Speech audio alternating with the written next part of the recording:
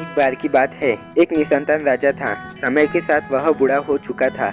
उसे अपने राज्य के लिए एक योग्य उत्तराधिकारी की चिंता सताने लगी।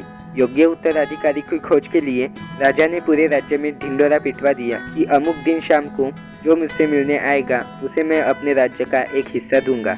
राजा के इस निर्णय पर राज्य के प्रधानमंत्री ने रोष जताते हुए कहा, महाराज, आपसे मिलने तो बहुत लोग आएंगे और यदि आप सभी को उनका हिस्सा दोगे तो राज्य के टुकड़े टुकड़े हो जाएंगे।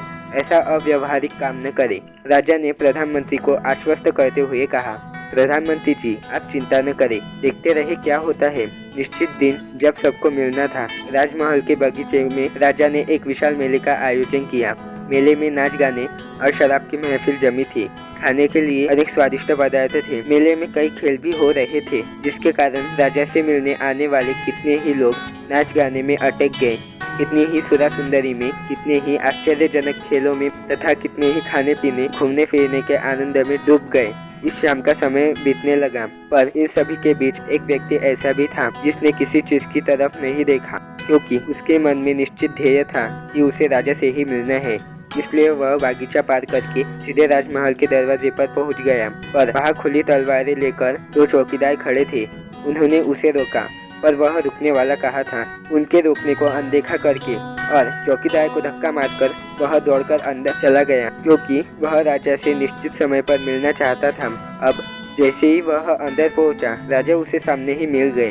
राजा ने कहा, आखिरकार मेरे राज्य में कोई तो ऐसा व्यक्ति है जो कि किसी प्रलोभन में फंसे बिना अपने ध्येय तक पहुंच सका। अपने राज्य का मैं तुम्हें आधा नहीं बल्कि पूरा राजपाट सौंप दूंगा। तुम ही मेरे राज्य के उत्तराधिकारी बनोगे। वह व्यक्ति खुश हुआ कि वह जिस लक्ष्य के लिए आया था उसे उसका फल मिला। वह बिना किसी रुकावट के चक्कर में आए अपने लक्ष्य को प्राप्त करने में सफल हो गया। कहानी की सीख, उस व्यक्ति के दृढ़ संकल्प ने ही उसे उसके लक्ष्य पर स्थिरता बनाए रखी।